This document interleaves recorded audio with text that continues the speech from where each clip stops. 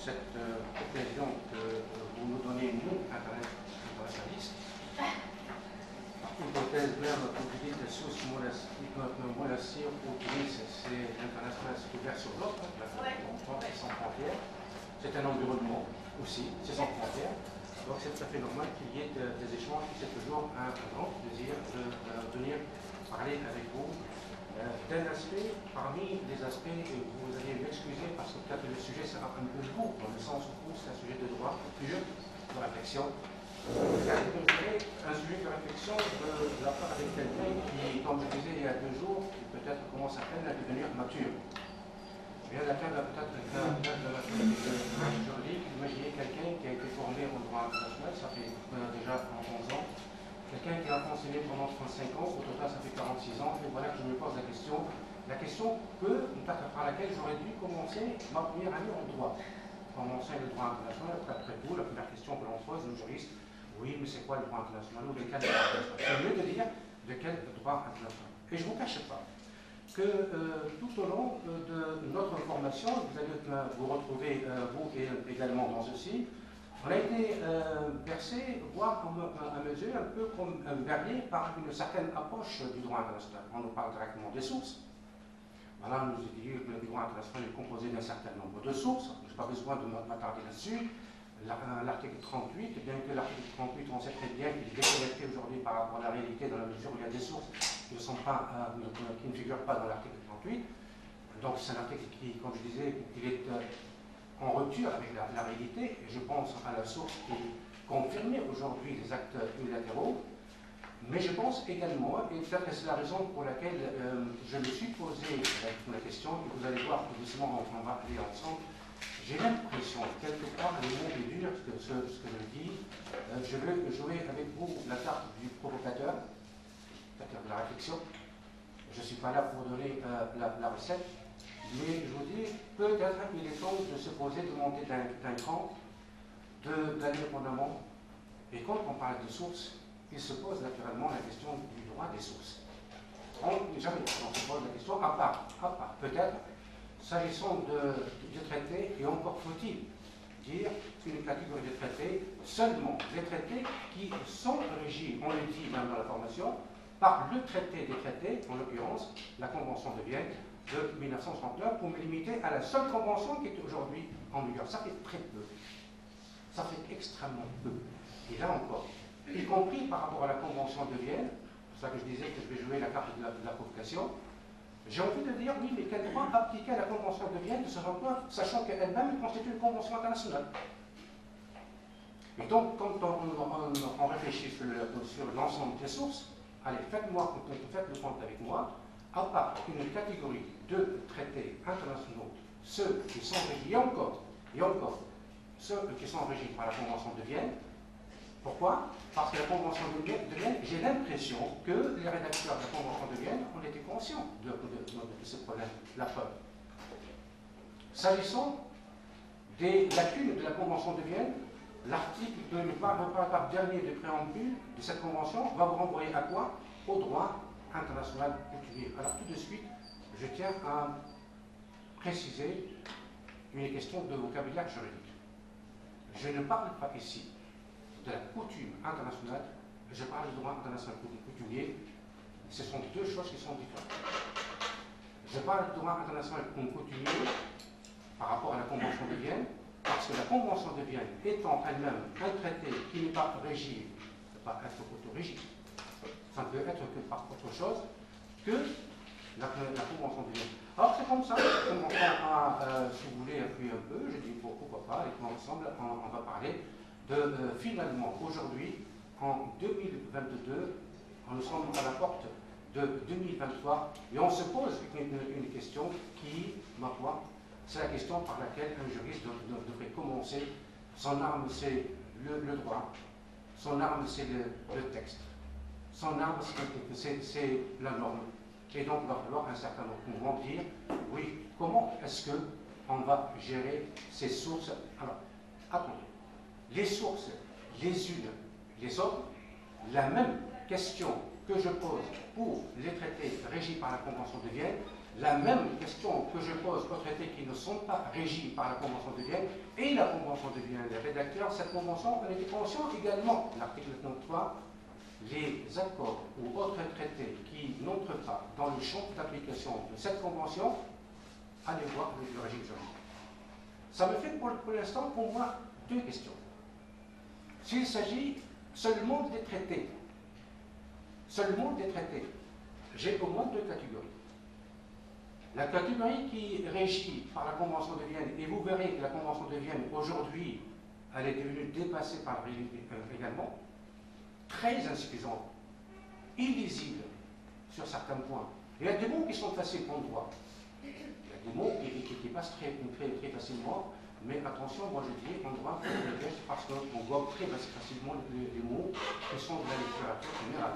Donc on croit que ça existe, alors que ça n'existe pas. Alors, il y a la question des traités régis par la Convention de Vienne. Je monte d'écran en amont et j'ai dit oui, mais si c'est régi par la Convention de Vienne, comment est-ce que je vais pouvoir appliquer la Convention de Vienne? Et la Convention de Vienne fait partie des traités des traités auxquels s'applique un autre droit, ça ne peut pas être la Convention de Vienne elle-même. C'est naturel, c'est comme ça. Il faut un géniteur juridique, il faut le trouver, ce géniteur juridique, et à partir de maintenant, je pose la question, quel droit appliquer à la Convention de Vienne? Je ne dis pas le régime juridique de la Convention de Vienne pour l'instant, j'ai dit quel droit appliquer à la Convention de Vienne. Deuxième question que je pose, s'il existe des traités, et je vous assure, il est quel terme de Wali. Rares sont les traités qui sont sur le terrain régis par la Convention de Vienne. Oubliez les conventions multilatérales à vocation universelle parce que d'une manière ou d'une autre, vous trouverez au moins un État qui n'est pas lié par la Convention de Vienne. Vous prenez, j'ai dit quelquefois, une convention entre nous et la France n'est pas partie à la Convention de Vienne. Il va falloir se poser la question, quel droit appliquer donc? Nous, par instinct, à force, je vous dis, à force, peut-être on devient formaté. Peut-être que, si vous voulez, on finit par céder. Mais c'est curieux dans ces sources, lorsqu'on voit là où il y a garantie, à la limite, je dis, pour les traités régis par la Convention de Vienne, il y a toujours la Convention de Vienne. Donc une convention avec ses défauts, puis rien. Et ceci me fait penser à une phrase que vous connaissez certainement, aussi célèbre que son auteur, Charles de Montesquieu. Lui, pour qui, là encore, on n'a pas besoin de penser, c'est que pour lui comptait la loi sacrée, mais une loi qu'il voyait comme dangereuse également.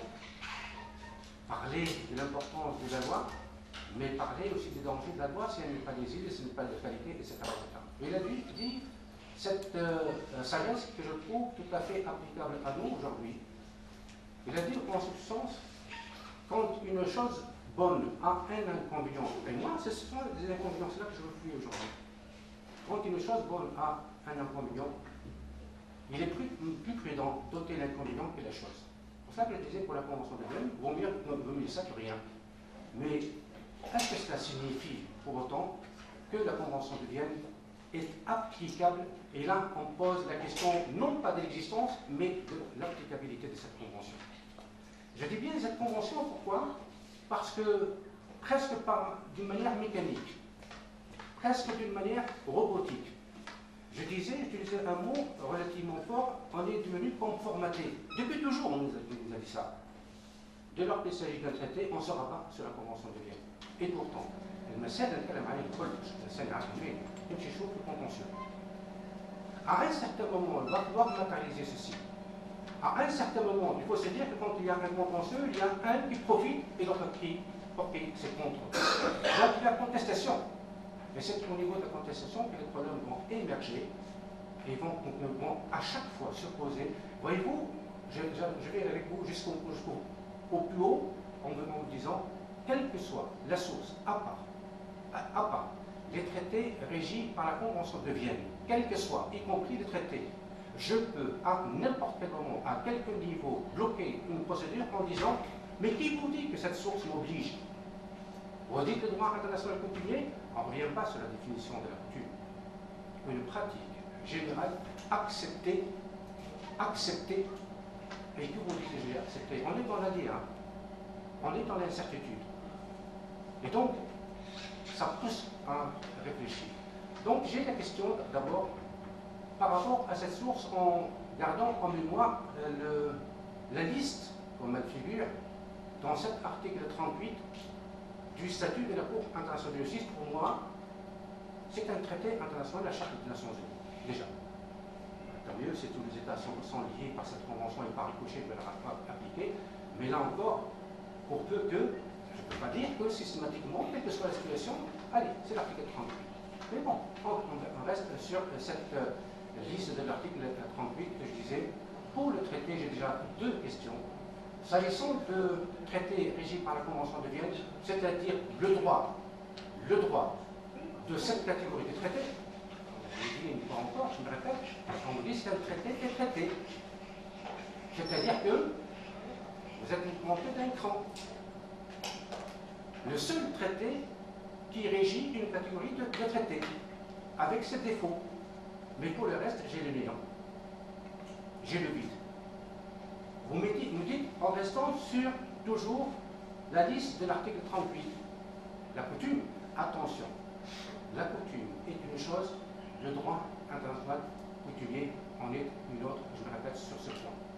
La Convention de Vienne, une fois de plus, distingue entre les deux, c'est un piège de vocabulaire. À chaque fois qu'on parle de coutume, on parle d'une idée comme si c'est acquis, elle ne pose pas de problème, par hypothèse, elle est illisible, c'est quelque chose qui n'est pas palpable, c'est quelque chose qui n'existe pas réellement, c'est quelque chose qui est confronté à la réalité à chaque moment, c'est quelque chose que je peux contester à n'importe quel moment.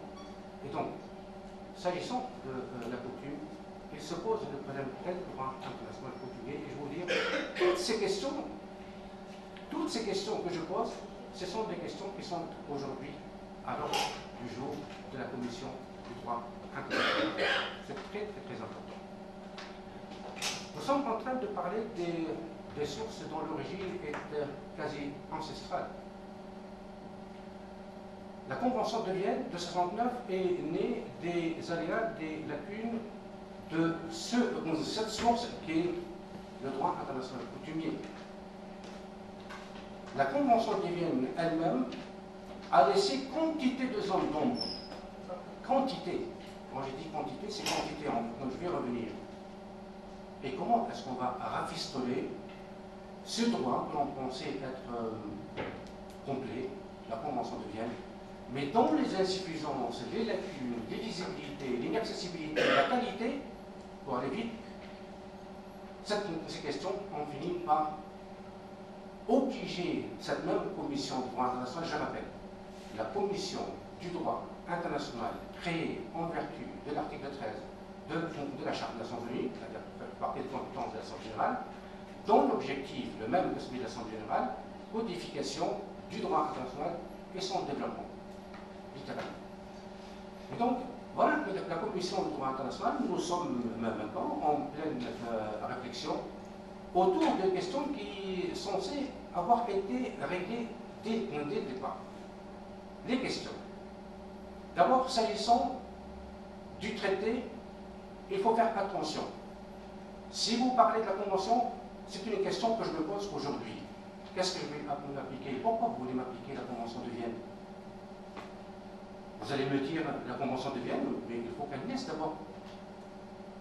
Il faut qu'elle ait un régime juridique transcendant qui s'applique à ce traité international. Alors, c'est un traité qui se distingue des autres traités que par son objet.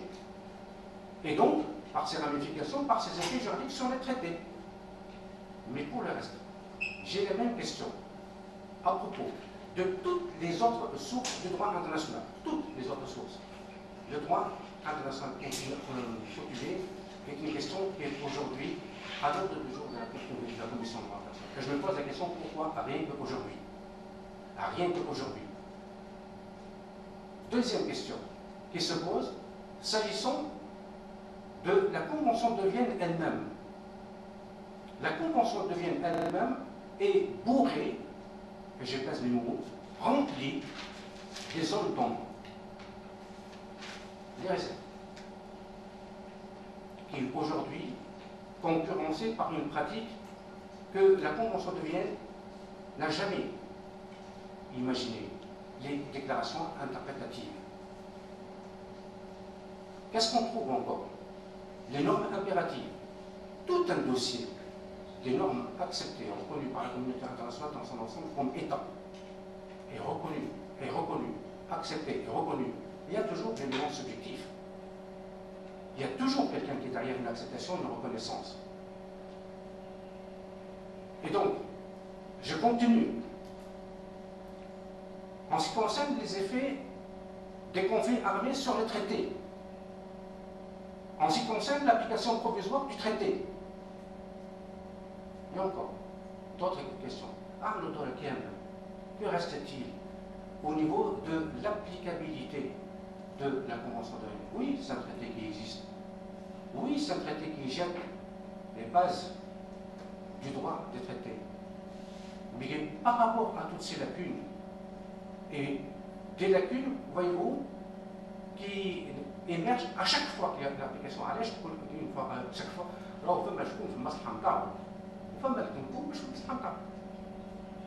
pourquoi est-ce que je ne vais pas profiter de ces zones d'ombre? Et sur toutes ces questions, qu'est-ce qu'il y a derrière? Il y a la jurisprudence. Il y a le juge. Et le rôle du juge grandit naturellement à partir du moment où il n'y a pas quelque chose, si vous voulez, qui est noir sur blanc, il n'y a pas quelque chose qui est fini, il n'y a pas une chose qui est complète. À un moment donné, il faut apporter les solutions qu'il faut. Autrement, il va se trouver bloqué le non-liquide. علاش نمشي ديريكت نتكلم على le juge. Aujourd'hui, on se rend compte, nous, dans la doctrine, on aime bien le classement, même si c'est un classement qui n'est pas hiérarchique, et encore, ça dépend de quel droit. Vous avez certainement une course du droit de l'Union européenne, là, les choses changent, c'est pas tout à fait la même chose. D'ailleurs, vous avez même des ouvrages qui s'appellent droit international et européen, comme si c'est quelque chose à part. Là encore, c'est un autre sujet. Mais quand j'ai dit le rôle du juge, c'est ce juge qui joue le rôle de student, il va falloir qu'il trouve une solution, il va falloir qu'il trouve pour combler ces lacunes concernant la Convention de Vienne, les traités qui ne sont pas régis par la Convention de Vienne, et les autres sources qui, par hypothèse même, mangent à alors je vous dis, par exemple, les normes impératives, je vous demande tout simplement, donnez-moi d'abord comment est-ce qu'on détermine les normes impératives, et donnez-moi une liste. Vous savez, quand je suis devant une norme de cette nature, quelquefois je dis, vous me dites qu'il existe une règle coutumière, on va jouer ensemble. Je vous dis oui, d'accord, il y a une règle coutumière. Je peux aller jusqu'à vous dire, oui, mais cette règle coutumière, qu'elle existe, mais qui vous dit qu'elle existe à mon égard d'abord? Et qui vous dit qu'elle existe à mon égard dans le rapport avec quelqu'un d'autre? Et qui vous dit que cette norme existe dans ces termes identiques? L'acceptation, elle est subjective. Et donc, tout ça, c'est la littérature. Mais à un certain moment, il faut aller terre à terre et affronter la réalité du droit international. La seule chose que je dis, voyez-vous, aujourd'hui, on arrive à un moment où des deux choses d'une. Soit on va rester sur le seul droit dont on a la preuve de l'existence matérielle, la Convention de Vienne avec ses lacunes, et apporter, quand on le peut, des solutions régie par la règle de l'effet relatif, parce que c'est une décision de justice, l'autorité relative, ça va aller à la ça va aller et donc, soit, il faut trouver une solution autant que possible juridique, et vous savez aujourd'hui, à quel stade on arrive? On arrive à un stade, vous avez noté qu'il y a quelques années, on a commencé à faire du bilan du droit international. Et puis, comme le droit interne, on a constaté, oui, mais c'est un droit qui est livré à lui-même, on a parlé de labyrinthe, on a parlé de fragmentation, on a parlé de prolifération, on a dit tous les mots pour, quelque sorte, dire des faiblesses pour être un peu plus, on va dire, souple, les faiblesses du droit international. Plutôt le droit de la faiblesse. Et on a commencé à réfléchir. Et moi, c'est étonnant. Nous sommes dans les années 90, 1990. quand on a commencé à faire l'état du droit international, on a fait le constat, on a fait surévaluer d'une certaine manière le rôle et la place d'une source que nous, on a l'habitude de vous dire, c'est une source secondaire, parce que telle a été sa vocation, évidemment, à l'origine, et je pense qu'ici, au principe général du droit. C'est étonnant de voir, devant la Commission du droit international, placer les principes généraux du droit. Pourquoi? La même chose pour la coutume. D'abord, qui vous dit, donnez-moi le droit des principes généraux du droit? Donnez-moi, c'est-à-dire, qui va faire convention de Vienne? La détermination de ces autres sources. Quand je dis détermination, à la fois formelle et substantielle, le contenu. Et donc, c'est étonnant de voir la Commission du droit international, ce n'est pas n'importe quel organe, hein, c'est des personnalités de renom, des juristes, pas n'importe quel juriste, et qui déjà commençaient à donner, à reconnaître que finalement, il n'y a pas d'autre moyen que de conférer au principe général du droit un rôle, et j'utilise le qualificatif. Dans les rapports de la Commission de droit international, moi je pensais, parce que c'est le mot, il y a tout. Et ces principes généraux de droit ont été qualifiés, ça m'a frappé de la première fois que je vois ça, en tant que source principale, classée à côté du traité de la coutume. Parce que c'est ce qui permet de sortir des impasses. Facile pour le juge. Quand il est confronté à la question de savoir s'il s'agit d'une règle coutumière ou non, pourquoi il n'est pas encore pratique acceptée comme étant, etc. Moi, je vais vous dire, la pratique est liée à la limite, mais l'acceptation, apportez-moi la preuve. Et là, la Commission de droit international, qu'est-ce qu'elle va faire? Elle va travailler sur ces questions. C'est-à-dire sur comment déterminer la coutume, comme la source de droit, et le comment ça devient une forme de code, un ensemble de règles, un ensemble de conclusions, un ensemble de directives, un ensemble, mais souvent on évite même d'utiliser notre classement en mots habituel, article 1, article 2, etc. etc. Là, je me trouve Et donc, à chaque fois que la question se pose, il va falloir maintenant réfléchir sur les régimes juridiques de ces autres sources, autres que les sources régies par la Convention de Vienne, si ce n'est pour combler les lacunes de la Convention de Vienne. Tout ceci à travers quoi? À travers une nouvelle catégorie de textes. Et on va les passer en revue très vite pour 1h30. Avec un ensemble, donc il y a des textes qui s'entassent les uns les autres depuis quelques années. On va trouver donc des textes qui vont aider, on va dire, qui vont contribuer, mais des textes qui ont un effet, qui ont une relation d'abord de cause à effet avec les sources du droit international, mais des textes qui ne sont pas pour l'instant catalogables. Je ne veux pas dire qu'ils sont une sorte de droit, mais la question se pose. La question se pose. Et il est fort possible que dans les années à venir, il va y avoir un point inscrit à l'ordre du jour à propos de quoi? De ce qu'on appelle le soft law, vulgairement, un peu au droit anglo-saxon, de ce qu'on appelle, pour utiliser une formule, si vous voulez, qui ressemble un peu aux sources, et c'est une expression aujourd'hui qui est consacrée, donc j'utilise entre guillemets, des accords non contraignants.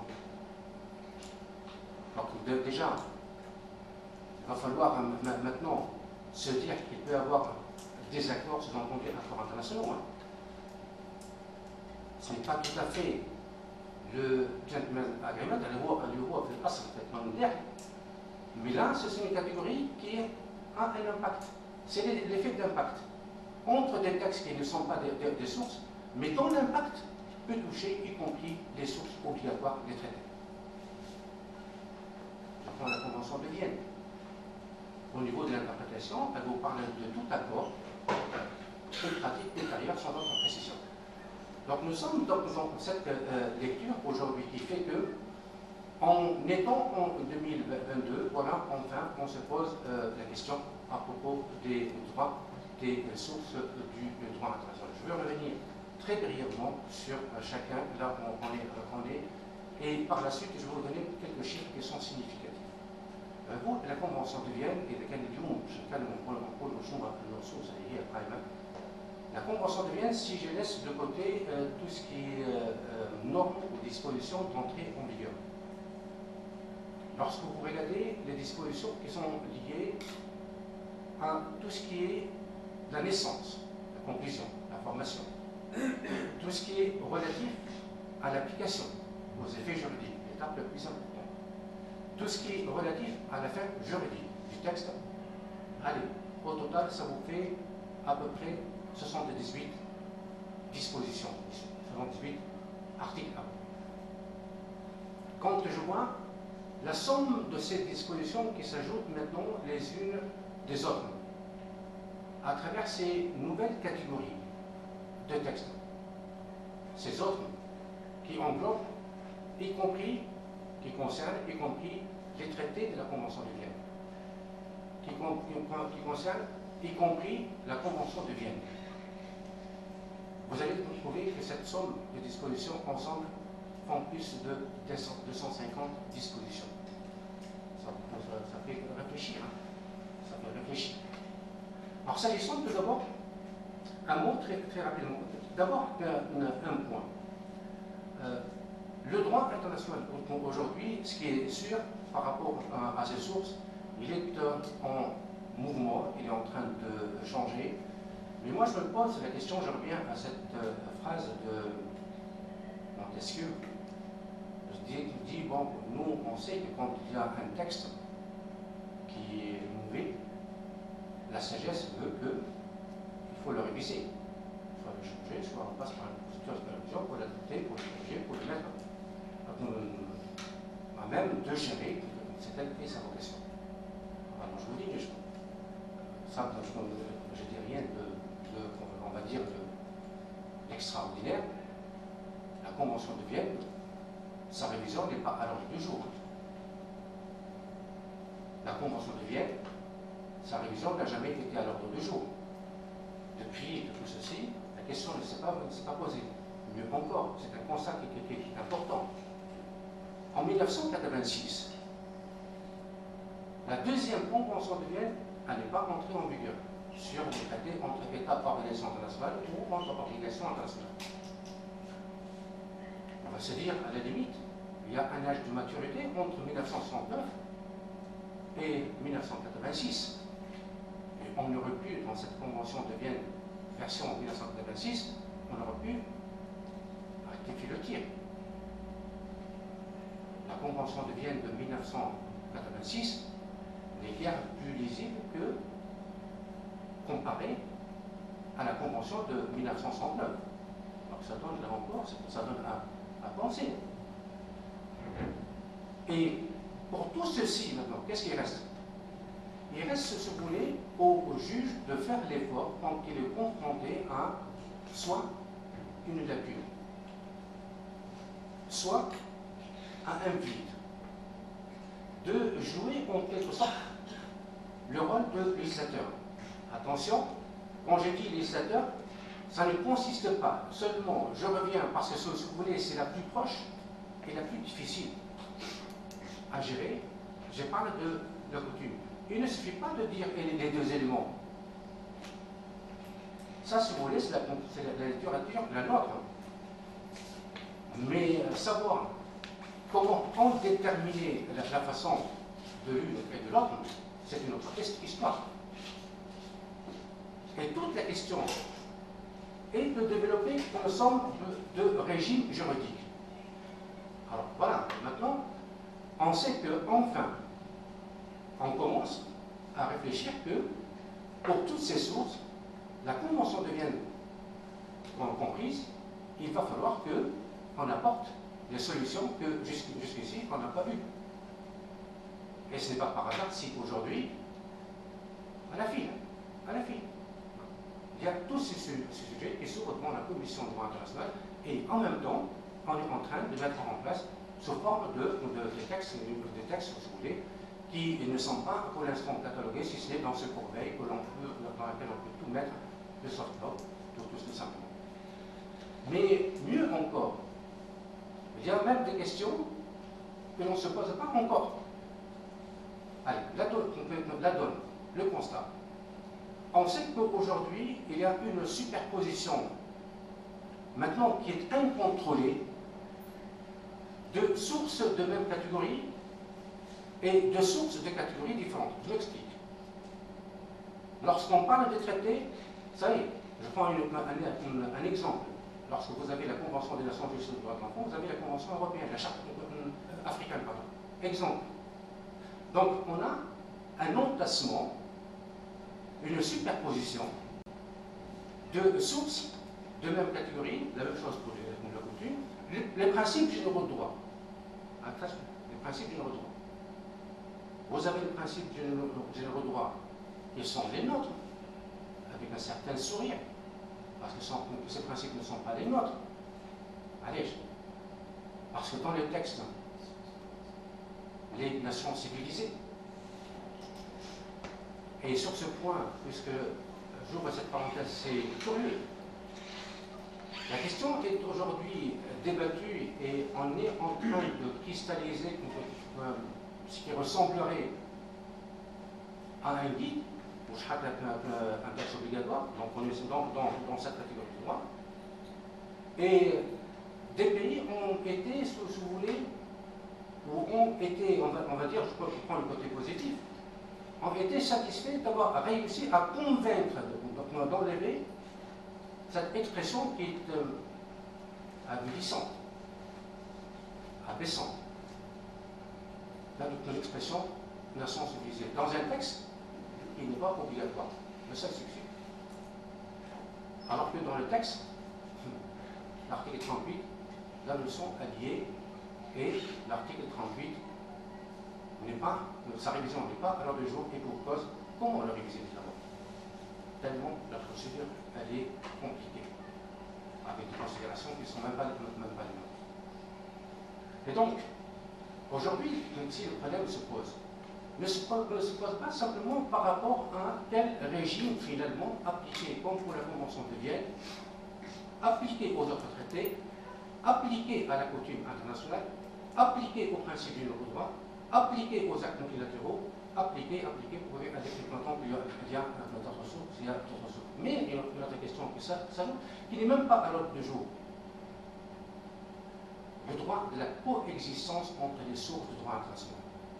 Et lesquelles car beaucoup de sources, il va falloir à un certain moment mettre de l'ordre entre ces sources.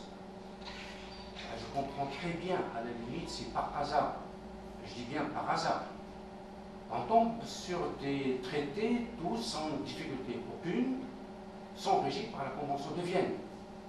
Parce que là, à la limite, si je pense bien évidemment à l'article 30, si les États ne se sont pas mis d'accord, parce que la Convention de Vienne leur donne cette possibilité, on a des solutions au secours. La lex posteriori, la lex speciali, principes généraux de droit. Principes généraux de droit qui sont confirmés par la Convention de Vienne. Facile de dire principes généraux de droit. Plus difficile de dire c'est règle coutumière. D'accord? Donc ce qui fait qu'il y a un autre problème. Le problème de quel droit par rapport aux sources, sous-entendu une après l'autre, mais un droit qui nous permet maintenant de gérer tout pour prendre la formule de cette expression, de ce labyrinthe, de traités qui sont dispersés, disséminés ici et là, qui se recoupent d'une manière ou d'une autre, pas nécessairement le même objet. On peut avoir un effet d'entraînement même partiel. La même chose pour la coutume, déjà on n'a pas un droit de la coutume, tout ce qu'on a, ce sont des conclusions.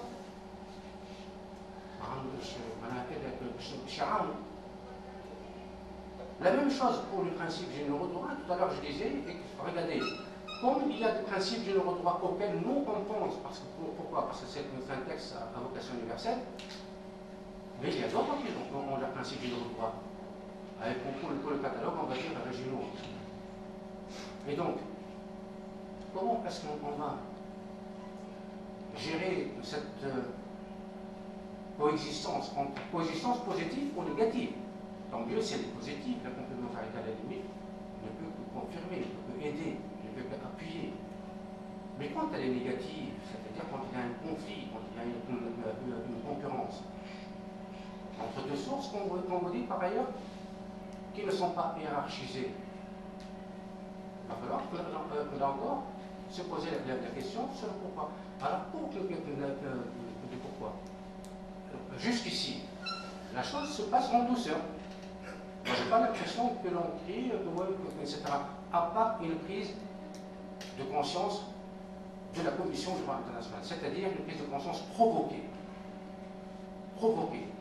Sans pas, si vous voulez, en manque de travail, ce sont des demandes qui sont formulées à l'adresse de la Commission du droit international pour se pencher sur tel thème, parce que posons le problème dans la pratique. Ça, c'est, si vous voulez, la raison d'être de la Commission du droit international. Je viens maintenant pour la somme des textes juridiques. La somme des textes juridiques, aujourd'hui, on a le point de départ. L'article 38. L'article 38 va me citer des traités. D'accord. Et je sais que pour les traités, j'ai aujourd'hui, dans le calcul à l'état de Dieu, j'ai d'un côté la Convention de Vienne, et comme je dis, à la condition que la Convention de Vienne puisse être appliquée. Alors je vais piquer un peu plus. Ce n'est pas parce qu'il y a des États qui sont liés par la Convention de Vienne que la Convention de Vienne s'applique pour eux pour autant. Bon, je crois que الدول اللي هم في المعادلة ولهم كل الاتفاقيات من بلادهم تقريبا معادلة. Il suffit pour ça de prendre le minimum. Il suffit que le traité ne réponde pas aux conditions, la définition de l'article 2, paragraphe 1, petit a. Et la définition pour nous en droit, ce n'est pas une simple définition, c'est un champ d'application. Autrement dit, la Convention de Vienne est en train de vous dire jusqu'ici, si même contre les États partis, si le traité ne répond pas à ces caractéristiques, il ne s'agit pas d'un traité qui régit par un point, la Convention de Vienne. La même chose. Même contre les États, il ne pas encore. La Convention de Vienne, l'article 4, son entrée en vigueur. Ça pose la question de tous les traités d'avant le 27 janvier 1980, par exemple. Et donc, voyez-vous, cette convention, moi, ça m'intéresse pourquoi, si vous voulez, parce que, si vous voulez, quand on regarde les thématiques qui sont aujourd'hui contestées, qui sont discutées, les thèmes qui sont aujourd'hui devant la Commission du droit international et par rapport auxquels on commence déjà à avoir une littérature juridique. Ça commence à devenir intéressant parce que ça me permet de me rendre compte que finalement, comment est-ce qu'on a fait pour appliquer ceci? Comment on a fait par exemple pour appliquer ceci entre guillemets la coutume internationale. Le texte tourne autour de la question de savoir comment déterminer formellement, matériellement la coutume. Le texte tourne autour de comment la coutume coexiste avec les autres sources. La Convention de Vienne, la تتكلم في ثلاث حاجات. Pour compléter ce qui ne figure pas dans le texte, il se peut que ce soit parce qu'il y avait, j'en sais rien, c'est une simple question que je pose là, il se peut que dès le départ, on savait très bien que soit des questions n'ont pas été réglées, soit des questions qui ne pouvaient pas être réglées. Il y a d'autres sensibilités. Vous savez, quand moi je vois dans la Convention de Vienne des principes qui sont en langue latine, moi j'ai rien contre la langue latine, la civiltà, la senza volontà, etc. J'ai rien contre la langue latine. Mais je veux vous dire que s'il s'agit des principes généraux droit, pour moi, c'est la preuve qu'il s'agit du principe des nations civilisées. Aujourd'hui, j'aime bien voir que cette convention consacre des principes en enlevant, si vous voulez, cette expression, que ce soit des principes qui soient réellement communs. Or, voilà. Pour être commun, le juge aussi qu'il va puiser ce principe, va puiser dans les droits internes principalement. C'est-à-dire, encore faut-il que sur d'autres cieux juridiques, pas que, si vous voulez, dans la situation, on va dire, latine, il existe aussi des principes généraux qui seraient communs, qui seraient à l'état identique ou à peu près, mais en tout cas qui peuvent coexister, qui peuvent très bien aller avec ce que nous avons vu, depuis même avant la Convention de Vienne de 1969. Moi j'aime bien que la chose aille dans ce sens. C'est l'ambition de texte qui est discuté et au niveau là où il est arrivé aujourd'hui. Ce n'est pas encore fini, le texte est en cours, donc le sujet est en cours en discussion. Donc, la Commission du droit international. Je viens à une autre source. Une autre source, là encore, qui est très intéressante parce que nous, une fois encore, on aime bien les juristes, comme le dit le paragraphe, la section, etc. On aime bien cet aspect. Mais dans la pratique, la chose ne se passe pas de cette manière-là. Je prends les actes latéraux. Moi, je me pose la question, quand même. Donnez-moi un exemple de source du droit international qui ne passe pas par des actes unilatéraux. Donnez-moi une source. Vous me dites un consentement. C'est quoi? Regardez la définition du consentement. Un acte. Là encore, forme et fond, parce que tout dépend. Qu'est-ce qu'il y a dedans? L'habitation est un acte. Et donc, vous voyez que pour la coutume, la même chose, accepter. Acceptation peut revêtir plusieurs formes. Et donc, l'acte unilatéral peut revêtir aussi plusieurs formes. Pas nécessairement un acte écrit. Mais quand je regarde l'acte unilatéral, c'est intéressant. Pourquoi? Parce que nous, on pense que l'acte unilatéral est une sorte qui soit à côté, qui s'ajoute, etc. Mais en fait, il existe des actes unilatéraux qui sont rattachés dans le régime juridique. Dans le régime juridique. Va impacter là encore et va résulter en même temps des sources, des autres sources du droit international, à commencer par les sources principales. Le traité et la coutume.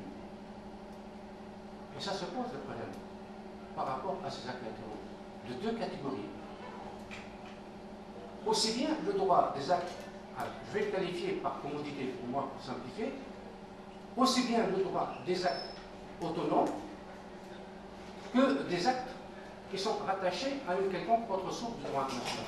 Alors si vous me dites rattaché à une convention de Vienne, on revient à la même case de départ. Oui, c'est-à-dire que vous allez trouver le début dans la convention de Vienne, mais la convention de Vienne ne suffit pas à l'échelle. Parce que vous vous dites, voilà, par exemple, pour moi, il faut un acte écrit. Ça, c'est spécifique à la convention de Vienne. Et donc, il va falloir voir ce qui est prévu par la source de rattachement. Et il faut voir ce qu'il faut pour qu'il s'agisse d'un acte unilatéral. Donc, le statut de l'acte unilatéral auquel se greffe ce qui est relatif au rattachement à je ne sais quelle autre source. Sur ce point, là encore, on n'a pas notre littérature à nous. Le développement, les généralités, etc. On n'entre pas dans le détail de ce genre de sources. Mais aujourd'hui, la question est à nouveau discutée et je me pose toujours la question quand il s'agit en droit. Moi, quand j'ai appris le droit, je me rappelle très bien de mon cours en droit, le professeur, un grand imposant avec la robe, etc., qui commençait par nous dire la loi est dure, mais ce n'est pas la loi. Je me rappelle cette phrase que je ne connaissais pas, j'étais encore jeune en France, et il nous a dit à l'époque, il n'y a pas de fumée sans feu. J'ai rien compris, j'étais jeune, hein, donc quand on pose des questions, c'est pas pour rien. Donc aujourd'hui, si vous voulez, la question elle est posée concernant les actes latéraux, mais je note encore pourquoi, justement, aujourd'hui et rien qu'aujourd'hui. علاش نقول في بعض الأحيان أما أسئلة نقول المفروض أن الأسئلة دي مش حتى نتاع اليوم. Et donc, le juge, la Commission de droit international se penche également sur le droit des actes unilatéraux. Quel acte unilatéral? Simplement une catégorie. On n'a pas besoin de faire la catégorie, c'est-à-dire les déclarations qui font naître des obligations. Et le statut des autres, il n'y a pas grand-chose. Je résume. Pour la coutume internationale, aujourd'hui, la seule chose dont on dispose, à part ce qu'on lit dans nos ouvrages de référence, la seule chose qui va dans le sens pour aider à mettre en place un régime qui tourne autour de la question comment déterminer et comment faire coexister. La seule chose qui existe, c'est un texte qui n'est même pas un projet d'acte, qui n'est même pas un texte qui est destiné, parce que comme la Convention de Vienne, si vous voulez, s'est inspirée à codifier, comme je disais tout à l'heure, est né des faiblesses après tout du droit international coutumier, et un droit dont elle continue et continue encore à en avoir besoin, puisqu'elle a dit elle-même dans son préambule par la Perrier. Aujourd'hui, la question se pose par rapport, et c'est dans l'ordre, par rapport à ce droit difficile à saisir en réalité, mais qui est une matière à jurisprudence devant le juge international, et qui, pour l'aider à ce juge, allez l'aider. Vous savez que la Commission du droit international travaille en étroite collaboration avec les États. À la limite, les États contribuent indirectement derrière les rideaux, à travers les réponses qui leur sont posées, les États, mais ce sont des États qui ne vont pas prendre un quelconque engagement. Donc, les États vont tout simplement se réfugier derrière selon le texte. La Commission du droit international va finir aujourd'hui, fort heureusement, ça fait pour nous toujours quelque chose qui nous aide à comprendre mieux, comment est-ce qu'on va pénétrer cette source de droit international à travers un régime juridique qui ressemble d'une certaine manière à la Convention de Vienne, mais qui nous permet, malgré tout, c'est-à-dire le côté positif, qui nous aide malgré tout à transcender ces questions qui, en 2022, ne sont pas encore réglées, tant en ce qui concerne la naissance, qu'en ce qui concerne l'application, qu'en ce qui concerne la coexistence, c'est-à-dire les rapports, y compris avec les autres coutumes internationales. Parallèlement, dans la foulée, parce que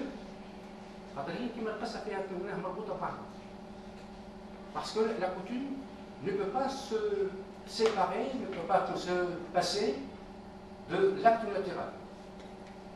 La Commission de droit international va intervenir sur la même question, aujourd'hui aussi, pour nous aider à voir comment déterminer l'équivalent de la Convention de Vienne, qui serait le régime des déclarations, obligations seulement, et pourquoi, comment situer cette source enfin par rapport à elle-même et par rapport surtout aux autres sources du droit international.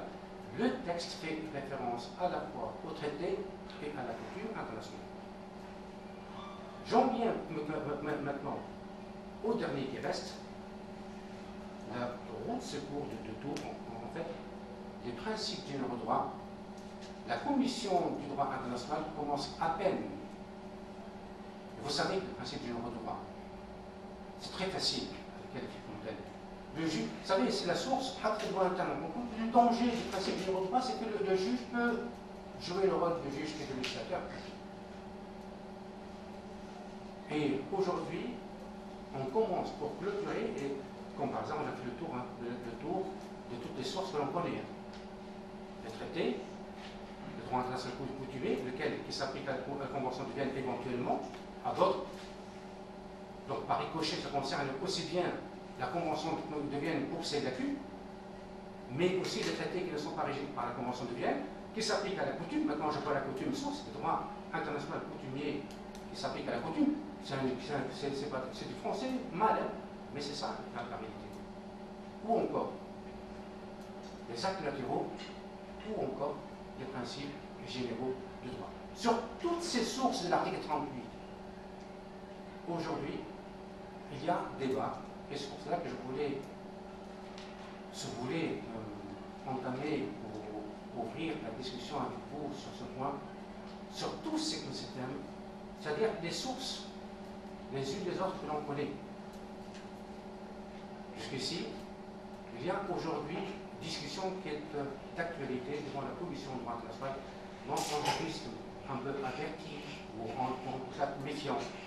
Je dis, mais pourquoi aujourd'hui on parle, comme par hasard, on s'est penché en même temps sur l'ensemble, mais en même temps, je disais tout à l'heure, il y a un thème qui, franchement, c'est pour nous, hein, des francophones, on essaie de comprendre, même il y a des expressions qu'on a du mal à écrire en français, comme le sortant, on cherche un qualificatif qui est à peu près pareil, une sorte de qualificatif, bon, souple, chacun il appelle de sa façon. C'est devenu presque une pièce que chaque auteur utilise à sa manière. Chacun peut la qualifier à sa façon. Mais bon, aujourd'hui j'ai l'impression qu'il y a un droit que pendant très longtemps on a déclassé, on pensait que c'est un droit qui est secondaire, un droit dont on n'a pas besoin.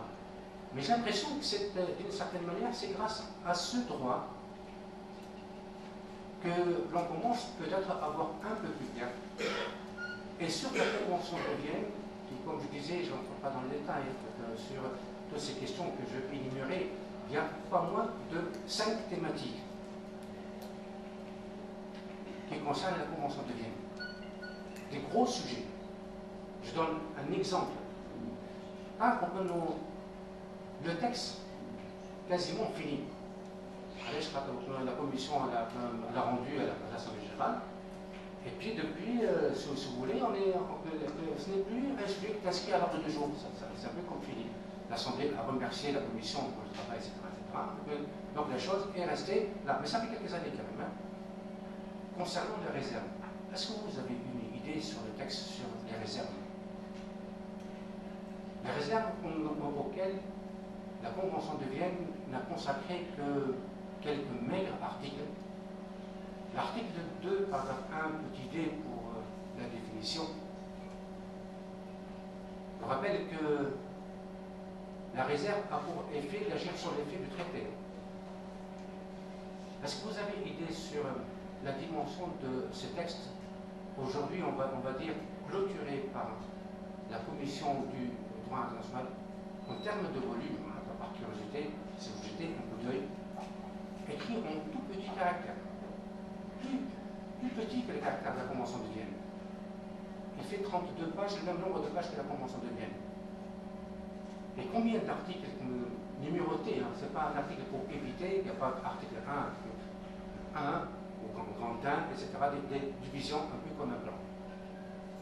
Quand on fait le total, et des fois vous avez ce qui ressemble à des articles qui font presque 4 ou 5 articles dans la Convention de Vienne, mais quand un petit chiffre, on prend un petit chiffre, ça vous donne quelque chose comme 90 dispositions, rien que pour les réserves. Auquel, une fois encore, la Convention de Vienne, mise à part la définition, a consacré que les articles de 19 à 23. Ça vous fait combien? 4 articles. Donc ça veut dire que si je dois appliquer la Convention de Vienne, et appliquer c'est un effet juridique. si le juge est amené à appliquer la Convention de Vienne, est-ce qu'il peut se limiter dans les cas où le traité est un traité régi par la Convention de Vienne? Est-ce que cette Convention a dit? Pas du tout. Allez, la Commission du droit international a regardé un peu ces travaux, travaille justement sur la jurisprudence. Sur les points, les problèmes posés par la pratique, et les problèmes qui sont posés par la pratique prennent une autre dimension, la dimension de si vous voulez, de conflit, cette fois-ci juridique. La Convention de Vienne ne suffit pas. Autre thème, alors d'abord, tout à l'heure, un texte qui est 2 ans sur le réserve, parce qu'il y a des déclarations, comme je disais, interprétatives de la Convention de Vienne, on n'en a même pas parlé, mais également, on parle des réserves, parce que le texte ne suffit pas à la Convention de Vienne. Autre chose, pour les normes impératives.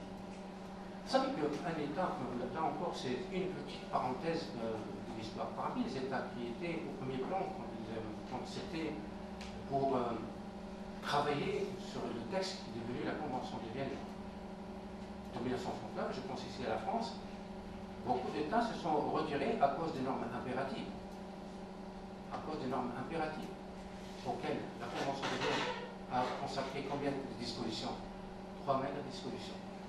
L'article 53, d'ailleurs, on l'applique dans toutes les sauces. On s'y réfère de manière automatique, là encore, comme si cet article 53 oblige tout le monde.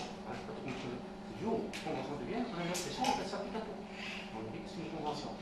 Et donc, il y a l'article 53, il y a l'article 64, et il y a l'article 71, dans ces 2 paragraphes, l'effet de l'article 53 et l'effet de l'article 64. Pas plus. Regardez maintenant le pourquoi que la Commission du droit international est intervenue. Non seulement pour aider à appliquer, application, encore une fois, effet juridique de la Convention de Vienne, à appliquer la Convention de Vienne, les articles que je viens de citer, mais en plus, ces articles sont venus, mais pas seulement pour corriger la Convention de Vienne. Après tout, mais peut-être que la Convention de Vienne par le nombre impératif, on va voir comment déterminer. Mais elle va ajouter une chose curieuse, parce que tout à l'heure je posais la question si par rapport aux normes impératives qu'on utilise, comme exemple on revient à la définition, on dit aujourd'hui, est-ce que vous êtes en mesure de nous donner une liste de normes contre le principe général de droit qui constituent des normes impératives? L'autre, des normes évolutives, etc. Mais donnez-moi une norme rédigée d'une certaine manière en tant que norme impérative. Je peux très bien la contester.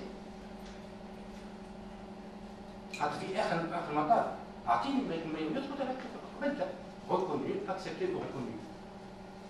Et donc, il existe un texte aujourd'hui qui fait quelque chose comme, je crois, entre 15 dispositions à peu près, pour aider la Convention de Vienne à être appliquée. Pour les conflits armés, c'est paradoxal quand même. Vous savez très bien qu'il existe un droit international humanitaire. Et par vocation, heureusement qu'il y a la guerre entre autres des conflits armés, sinon on n'aurait pas besoin de ce droit. Donc il y a un droit qui, par vocation, par raison d'être, est appelé à être appliqué en ce temps de conflit armé. La Convention de Vienne, la Convention de Vienne, la Convention de Vienne, s'agissant de causes de terminaison au sens large, suspension, d'application, retrait, etc. Au sens large, va consacrer quel article? Article 60, conséquence de non-exécution. Article 61, exécution impossible. Article 2, pour les changements fondamentaux des circonstances. Et article 63, pour rupture de relations diplomatiques. Et je me demande, comment est-ce qu'on ne peut pas penser aux effets des conflits armés quand on pense à une rupture de relations diplomatiques? On aurait pu très bien, quand même, en 1969, penser au cas extrême de cas où le problème se pose en temps de conflit armé. Qu'est-ce qui fait que, aujourd'hui, en 2022, on se pose la question, oui, d'accord, mais quel effet le conflit armé peut-il avoir sur les traités? Sinon, pour quelle raison la Commission de droit international se serait saisie également de cette question pour adopter là encore un texte qui va venir en aide à l'application, à quand ça peut entrer dans ces cas. Je peux très bien dire, je suis dans l'impossibilité d'appliquer ce texte parce qu'il y a un conflit armé. Facile. Donc, je peux très bien invoquer changement fondamental de circonstances compte tenu de circonstances, etc. Je peux très bien invoquer rupture de relations diplomatiques qui peut se produire une rupture en temps de conflit armé. Et pourtant, la question qui se pose, pourquoi est-ce qu'aujourd'hui, et ce n'est qu'aujourd'hui, qu'on a réglé d'une certaine manière à travers un droit, avec un point d'interrogation, et c'est la conclusion par laquelle je termine. Pourquoi est-ce qu'aujourd'hui, enfin, on est venu avec un texte qui, là encore, n'a même pas la vocation de devenir un traité, devenir un droit contraignant, un droit qui, tout de plus, a pour vocation de venir en aide, venir au secours, contribuer à l'application de ce qu'on pensait être tout à fait en mesure d'être appliqué, ce qui n'est pas le cas. Mais une fois de plus, la Convention de Vienne, vous voyez qu'elle est diminuée sur des thèmes qui ont émergé à travers la pratique, à travers la réalité, à travers la Convention sur le terrain. Et ce n'est qu'aujourd'hui, il y a des textes qui n'ont adopté qu'en 2022. Point d'interrogation, pleine nature aujourd'hui. Et dernière question maintenant que la Commission du droit international a fini avec cet ensemble. Aujourd'hui, elle est en train de réfléchir, oui, mais d'accord. Tout cet ensemble de textes, à certains moments, pour nous, il faut qu'on voit, est-ce que c'est une matière qui est consommable juridiquement pour nous ou non? Est-ce que c'est une autre matière? Est-ce que c'est notre droit? Est-ce qu'on peut aujourd'hui l'utiliser? Est-ce qu'on peut, etc. La Commission du droit international essaie aujourd'hui de réfléchir sur quelle nature juridique de textes de cette nature. On utilise toutes sortes d'expressions, arrangements. Mais on utilise, comme je disais tout à l'heure, le terme accord. Mais on sait très bien, certainement à cause de l'hostilité des États à pour l'hostilité. Je vous dis, toutes ces lacunes de la Convention de Vienne ont émergé au travers de la pratique, la réalité du terrain. Sachant que les États ne sont pas destinés à céder. Moi je pense que quand on voit la nature et l'ampleur des vides qu'il y a dans la Convention de Vienne sur des sujets qui sont tout à fait palpables, après tout, on parle de l'ordre impératif, il va falloir qu'à un certain moment, aller plus loin que la définition. Laissons à je ne sais pas qui qualifier réellement, matériellement, une norme comme étant ou n'étant pas une norme impérative. Je n'entre pas dans les détails. Quand je vois sur d'autres terrains, il existe aussi des normes qui sont sacrées, et je pense qu'ici, à l'Europe, les acquis européens, des principes qui sont intouchables. Je ne rentre pas dans les détails. Lorsqu'on pense à des valeurs que l'on qualifie comme étant des valeurs universelles dans le contenu Dieu seul sait. Dans le contenu Dieu seul sait, une expression qui est jolie, qui est belle, qui passe. Mais en réalité, il faut à certains moments donner un corps à tout ceci. Et la Commission du droit international, aujourd'hui, elle est confrontée à la question de savoir, oui, quelle est, à la lumière de tout ceci, quelle est la nature, quelle est la valeur de l'ensemble de ces textes, et s'achemine. Et là, ce que je me souviens, je disais tout à l'heure, c'est la dernière question de la Commission du droit international, c'est l'ébauche d'une nouvelle réflexion. C'est certainement quelque chose que l'on verra, va réfléchir sur comment situer cet ensemble de textes qui s'ajoutent concernant chacune des sources, qui viennent boucher les trous de la Convention de Vienne 69, quelle nature ont-ils, quelle valeur juridique. La seule chose, que peut-être il va falloir qu'on s'habitue avec cette nouvelle formule. La formule qu'on regardait jusqu'ici, qu'on n'ose même pas, qu'on n'a pas utilisée, parce qu'il y a le côté positif, le côté surtout négatif pour nous, le gentleman agreement. Aujourd'hui, on s'achemine à peut-être consacrer, peut-être, avec beaucoup de précautions, je dis ceci, peut-être consacrer l'article 38 n'a pas fermé la porte, comme l'article 33 de la charte pour les modes de règlement, une parenthèse, pour les moyens de règlement, par tout autre moyen de leur choix. Et donc, est-ce qu'on s'achemine vers l'avènement d'une catégorie nouvelle, etc. Mais en tout cas, aujourd'hui, l'expression qui est retenue, semble-t-il, par la Commission de droit international, un sujet sur lequel elle va travailler certainement, les experts encore des juristes, vos professeurs, le livre que vous consommez, on s'achemine vers peut-être une nouvelle catégorie qui s'appellerait les arrangements ou les accords, et le terme accord maintenant est retenu, les accords non contraignants. Pensons particulièrement, avec le Magazalivin, pensons particulièrement aux accords qui ont un effet d'impact. 1. Sur la liste des sources de l'article 38. 2. Sur les lacunes de la Convention de Vienne plus spécifiquement. Au total, l'article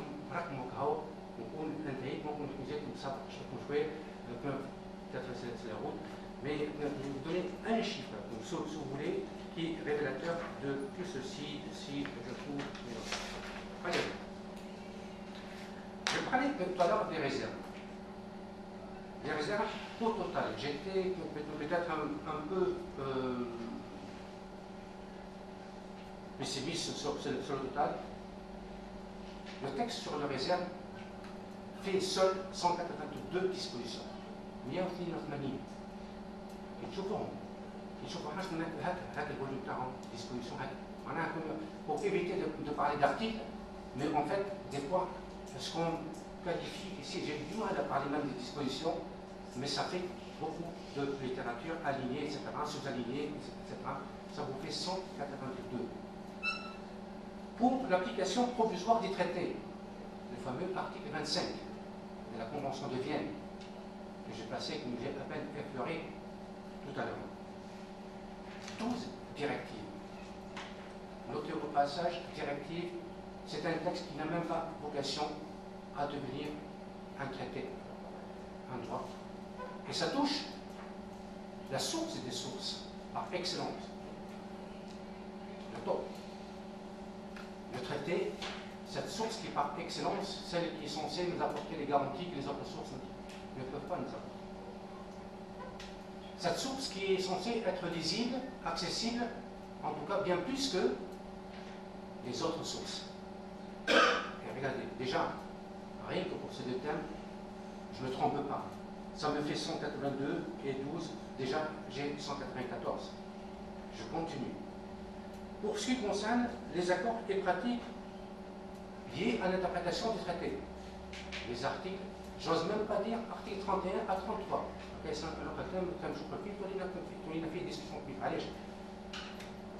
ne parle même pas de l'hypothèse de la multiplication des traités à la république des remplacements à labyrinthe. Et je ne parle même pas quand il s'agit de traités rédigés en plusieurs langues. Vous m'appliquez une disposition dans une langue, la même disposition, je dis oui, attention, moi je suis chinois. Mais je pense qu'on peut parler ici, bien évidemment, des textes qui sont dans toutes les langues juridiques. Un autre sujet. Mais bon, pour l'article, pour l'application, l'interprétation convient 13 conclusions ajoutées. Encore, et là, je touche que à l'application, aux effets juridiques de ce traité international qui s'appelle la Convention, c'est-à-dire la source des sources. La source, pardon, d'une certaine source, d'une catégorie de sources, d'une sous-catégorie de sources des traités. Et je continue. Pour les normes impératives, donc, comme je disais, 3 mails à disposition, qu'est-ce qu'on a? On a 23 conclusions. Et notez au passage, conclusion. Le texte n'est même pas destiné à obliger. Là encore, c'est complété. C'est un peu comme un droit, je ne sais pas comment le qualifier, je ne veux même pas le qualifier, mais qui nous vient en aide. Nous, si vous voulez, ça nous permet d'alimenter un peu plus notre littérature dans l'enseignement.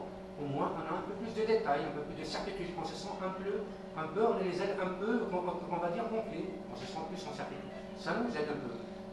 Je continue. Pour ce qui concerne les effets des conflits armés dont je parlais un instant, 18 articles. Enfin, c'est le seul texte avec lequel je termine, qui peut-être, déboucherait demain sur une adoption, je dis peut-être avec énormément de précautions, partons du principe. Moi, j'ai une règle d'or. Voyez-vous, aujourd'hui, on parle dans toutes les disciplines, en droit interne, dans le droit, on est en train de faire l'état des lieux, une sorte de mea culpa sur cet acharnement juridique, tellement c'est trop facile d'adopter des contextes. Quand il y a quelque chose, on adopte un texte à côté, d'ajouter à l'infini. Mais à certains moments, comment s'y trouver? Et moi, je pars du principe. Et le principe, c'est la sagesse finalement de Montesquieu. Mais si la Convention de Vienne, je dis, emporte avec elle tous ses défauts, s'il y a tant de vide dans la Convention de Vienne pour me limiter à cette sorte d'oral de traité, le traité seulement, le traité est régi par la Convention de Vienne. Si en 2022, on est en train de réfléchir sur ce que sont les difficultés qui sont nées au travers de son application. 1981-2022, ça vous fait 41 ans. C'est plus que l'âge de maturité. Moi, j'ai dit dans ces cas, au lieu de rafistoler cette convention de 1969, le seul texte n'est pas encore qui comparativement c'est une satisfaction. Pourquoi n'a-t-on pas pensé tout simplement à la changer? Je suis ambitieux, mais au moins à la réviser. Mais en même temps, je me pose la question. Si on ne pense pas à sa révision, alors que, de toute évidence, et là, de toute évidence, il faut parler contentieux, c'est un autre paire de manches, comme on dit. C'est un autre problème. Mais si aujourd'hui, la question n'est même pas à l'ordre du jour, c'est encore plus inquiétant. Parce que finalement, voyez-vous, en droit, nous sommes des rêveurs, on pense que le monde idéal, c'est quand il y a un droit et que tout le monde se soumet à droit. Je vous dis oui, mais tout dépend, et c'était ma question de départ, tout dépend de quel droit, tout dépend de quelle convention. Or, la convention, elle est mauvaise, elle est bonne. Elle est bonne parce qu'on nous apporte ce qu'on n'apporte pas d'autre, mais elle est mauvaise substantiellement. Elle est bonne formellement, mais elle est incomplète pour aller nuancer un peu, pour être un peu plus positif. Elle est perfectible. Il suffit, pour nous, juristes, de la réviser. Je ne suis pas naïf au point de penser, de ne pas me poser la question. C'est très facile de dire, elle n'est pas bonne, elle n'est pas très bonne. Et comme dit donc Montesquieu, quand une chose bonne, voilà, elle est bonne, la Convention de Vienne. Mais qui contient un inconvénient, qu'est-ce qu'il faut? Il faut enlever l'inconvénient, ce qui revient à dire qu'il faut la réviser. Mais là, une question par laquelle je termine, il faut la réviser. C'est ma question pour vous, en tant que chercheur, en tant que, je fais de la littérature, je pose des questions, et les questions à laquelle tout le monde pense dans ces cas de figure. Mais je me pose une autre question. Pourquoi n'a-t-on pas fait et pourquoi on ne pense pas le faire? Voyez-vous, quand il y a une lacune, elle est peut-être mauvaise pour nous. Elle n'est pas pour tout le monde. C'est-à-dire ceux qui sont le consommateur, le producteur et consommateur de ce droit. Et les producteurs et consommateurs de ce droit sont en première ligne, sont les États. Y compris quand je parle de notre organisation internationale, ce sont les États. Et donc, les insuffisances, les lacunes, peut-être pour nous, ce sont des choses qui sont mauvaises. Mais le sont-elles pour tout le monde? Je ne pense pas. c'est pour cela que je finis par céder en disant, écoutez, nous les juristes, on va continuer à faire notre littérature, on va penser à tout ce que notre cours va très bien, on va dire qu'il faut perfectionner, il faut améliorer, mais non, notre monde est un monde, mais le monde de la réalité qu'on est une autre, parce que ce n'est pas nous qui commandons la réalité c'est entre les mains d'autres, et nous on n'est que des simples observateurs, nous ne sommes que des observateurs de deuxième niveau. Je vous remercie.